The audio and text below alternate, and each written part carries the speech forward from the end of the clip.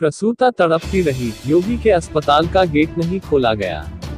मामला यूपी के बरेली जिले की शीशगढ़ सीएचसी का है, जहां गुजरी देर रात प्रसूता दर्द से तड़पती रही। परिवार वाले गेट खुलवाने के लिए चीखते रहे, लेकिन अस्पताल का गेट नहीं खोला गया। नतीजा यह हुआ कि प्रसूता चल बसी। दूसरी तरफ CHC in charge doctor Nain Singh अपनी गलती मानने को तैयार नहीं है। बरेली जिले के शीशगढ़ कस्बे के करीब के गांव चंदपुरा के अतीक अहमद की पत्नी नाजमा को बीती रात प्रसव पीड़ा होने पर रात लगभग 10 बजे सीएचसी शीशगढ़ लेकर पहुंचे। सीएचसी का मेन गेट बंद था, परिजन गेट पर खड़े रहे खुलवाने को। लगभग 2 घंटे तक चीखते रहे, परंतु अस्पताल का गेट नहीं खुला। उधर प्रसूता प्रसव पीड़ा से चीख रही थी।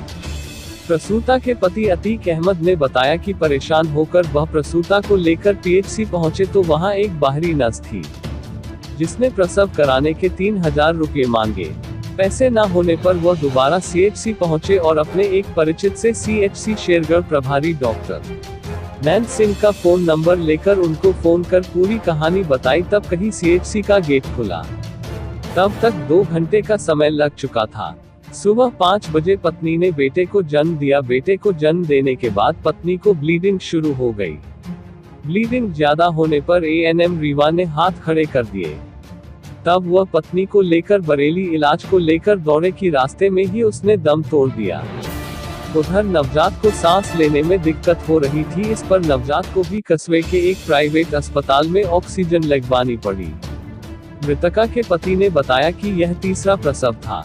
उसने अस्पताल की एएनएम पर इलाज में लापरवाही का आरोप लगाया है। पति अतीक का कहना है कि यदि समय से प्रसव हो जाता तो शायद उसकी पत्नी की जान बच सकती थी। उधर सीएचसी के इंचार्ज डॉक्टर नैन सिंह ने अपने स्टाफ का बचाव करते कहा कि मेरे पास प्रसूता के परिजनों ने फोन किया तो मैंने अस्पताल में फोन कर तुरंत प्रसूता को प्रसव के लिए भर्ती कराया। अंदर सोते स्टाफ को उनकी आवाजें सुनाई नहीं पड़ी। सीएचसी में ऑक्सीजन समेत सारी सुविधाएं हैं, फिर भी मरीज जल्दबाजी में मरीजों को बाहर ले जाने की जिद करते हैं। अस्पताल में कोई भी लापरवाही नहीं हुई है। परिजन अपनी मर्जी से प्रसूता को सीएचसी से ले गए थे। प्रसूता की मौत कैसे हुई यह जांच का विषय है। बरेली से रफी मंसूरी की रिपोर्ट। क्या नाम है आपका? अनीस अहमद। जो महिला खत्म हुई है आपकी कौन थी वो? भाभी। क्या है पूरा मामला? मामला ये था कि देर रात जब लगभग 9:30 बजे का टाइम था तो हम लोग उन्हें लेके पहुंचे सीएचसी अस्पताल शीशगढ़। तो वहां पे बहुत देर भटकते रहे, लगभग हो गया 1-1.5 घंटा। और वहां पे कोई दरवाजा, मेन गेट था वो खुला हुआ था, अंदर वाला जो था अंदर जाने वाला रास्ता वो बंद था। तो वहां काफी देर तक आवाज दी, कोई उठा नहीं। फिर हम पुराना जो सीएचसी अस्पताल है शीशगढ़ में वहां लेके पहुंचे तो वहां पे कोई मिला। इंट्रो तो नहीं हुआ उनसे, उन्होंने बताया भी नहीं कौन था। तो उन्होंने 3000 रुपये मांगे कि आप हमें 3000 रुपये दें, हम आपके डिलीवरी यहीं कर देंगे। इतने में फिर हमने दोबारा इधर आके देखा।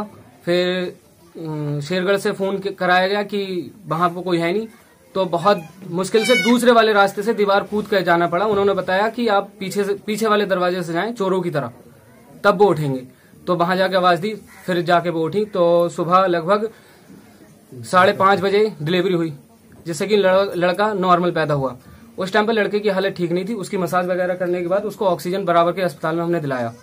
वहाँ पे अस्पताल में ऑक्सीजन की सुविधा थी? किसी भी चीज की कोई सुविधा नहीं थी। उन्होंने साफ मना कर दिया कि आप अपने स्तर से इसे कहीं दिखा लें।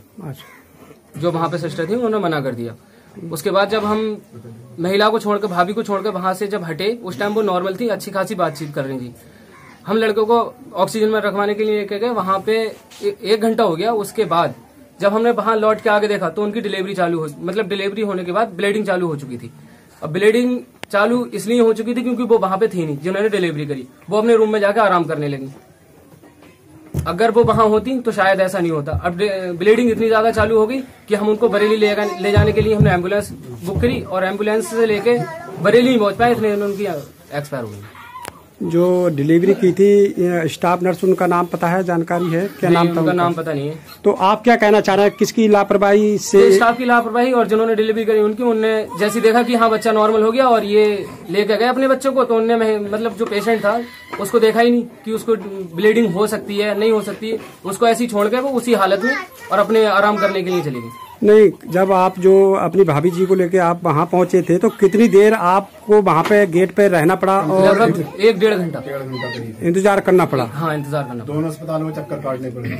अच्छा, सरकार से क्या कहना चाहेंगे अब आप? कहना क्या, बस यही है कि जो हमारे साथ होना था वो तो हो गया, आगे से या तो उसको बंदी करा दें या फिर वहाँ स्टाफ की पूरी तरीके से व्यवस्था करें।